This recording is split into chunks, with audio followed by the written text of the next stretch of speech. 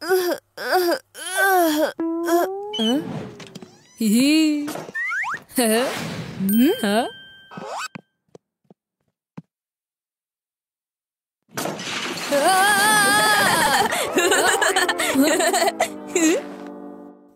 ভাইয়া, এটা কি কাবার্ড নাকি কোনো ভাঙ্গারির দোকান?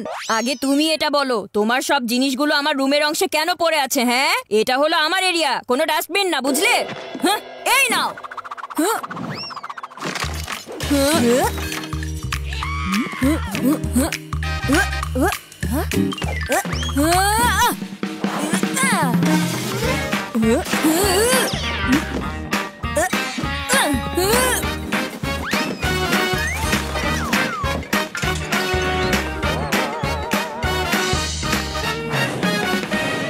আমি তোমার সাথে এই রুমে আর থাকতে চাই না। বরফি, গেস্ট রুমে একদম যাবে না। আমি মাত্রই গেস্ট রুম পরিষ্কার করেছি। Guest room? আমি যদি ওই গেস্ট রুমে শিফট হয়ে যাই তাহলে এই ভাইয়ার হাত থেকে রেহাই পেতে পারবো। ও একটা নতুন রুম পাবো, আর কি লাগে। আমি যদি গেস্ট রুমে শিফট হয়ে যাই তাহলে এই বান্টির এসব ক্যাচ ক্যাচ থেকে মুক্তি পেয়ে যাব আর নতুন রুম পাবো। আর কি চাই? কিন্তু এটা এখন কিভাবে করব? আইডিয়া!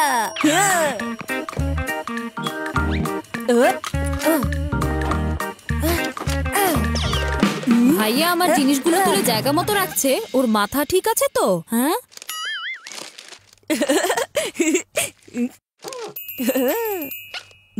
মা, জলদি এখানে এসো তো। কি হয়েছে? এত চিৎকার করছো কেন? এটা কোনো ঘর নাকি যুদ্ধক্ষেত্র? হ্যাঁ, আমি যতই এই বাড়িটাকে বাস করার উপযুক্ত করি, তোমরা ততই এটাকে চিড়িয়াখানা বানিয়ে ফেলো কেন? মা, যত জিনিস এখানে পড়ে আছে সবগুলো আমার, আর এসব বান্টি ফেলে দিয়েছে। বান্টি, এটা কি সত্যি নাকি? হ্যাঁ মা, কিন্তু আসলে কোনো কিন্তু করবে না।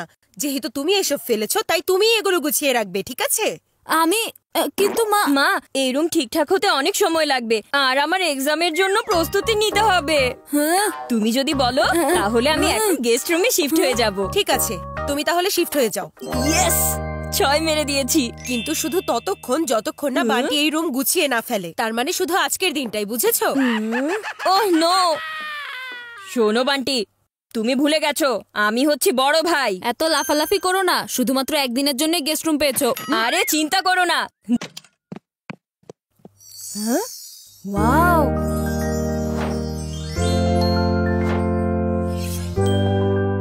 এইটা কি বিছানা নাকি ক্রিকেট খেলার মাঠ? আমার রুমের ছোট বিছানায় তো কোনো রকমে ঘুমাতে হতো, এখন এই বড় বিছানায় হাত পা ছড়িয়ে ঘুমাতে পারবো। দেখো দেখো, রাজার মতো খুব হাত পা ছড়িয়ে আছে। যতই হাত পা ছড়াও চিকু, তুমি রাজা হতে পারবে না।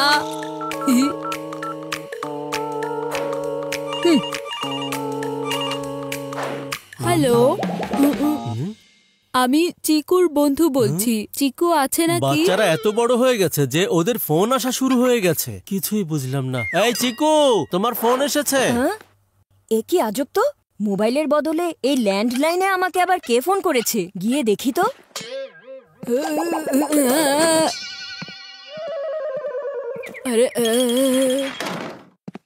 এই নাও চিকু। হ্যালো, কে বলছেন? কোনো আওয়াজ আসছে না কেন? Hello hello.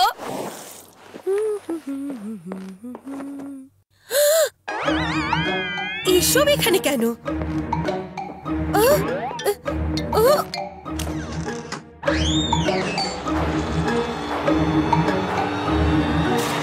চিকু! কি হয়েছে মা? আমি গেস্ট রুমটাকে প্রাসাদের মতো সাজিয়ে রেখেছিলাম, আর তুমি কিনা এটাকে মাছের বাজার বানিয়ে দিয়েছো। আরে এসব কি? হয়ে গেছে না চিকুর সব কর্মকাণ্ডের পর্দাফাঁস। আচ্ছা মা, তোমার আসলেই মনে হয় ও গেস্ট রুমে থাকার মতো মানুষ? একদমই না। কিন্তু মা, আমি কোনো কিন্তু শুনতে চাই না। এখনই গেস্ট রুম খালি করে দাও তুমি। এই যে শোনো, আমি বয়সে ছোট হতে পারি কিন্তু বুদ্ধিতে নয়। ক্লিন বোল্ড হয়ে যাওয়ার পর ব্যাটসম্যান ব্যাক টু প্যাভিলিয়নেই ফিরে যায়। ভাইয়াকে তো গেস্ট রুম থেকে বের করলাম, এখন নিজেকে গেস্ট রুমে ঢোকানোর জন্য তো একটা আইডিয়া ভাবতে হবে। আইডিয়া!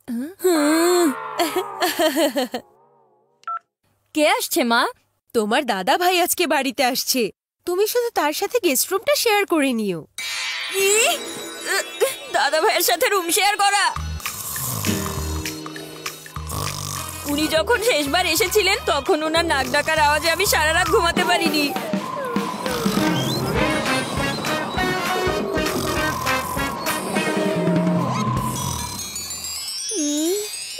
মা, আমি নিজের রুমে ঠিক আছি, আমি গেস্ট রুমে শিফট হতে চাই না। বান্টি, তুমিও তো গেস্ট রুমে শিফট হতে চেয়েছিলে, তাই তুমি আজ দাদা ভাইয়ের সাথে রুম শেয়ার করে থাকো না। দাদা ভাইয়ের সাথে রুম শেয়ার করব? দাদা ভাই তো ভোর 5টায় ঘুম থেকে তুলে এক্সারসাইজ করায়। বান্টি, কন্টিনিউ করো। করছি, এখনই করছি। আরে না না না মা, আমি কোথাও শিফট হতে চাই না, আমি নিজের রুমেই থাকতে চাই মা। ঠিক বলছো তো? তোমরা দুজনে নিজেদের রুমেই থাকতে চাও? হ্যাঁ মা, আমরা এখানেই থাকতে চাই।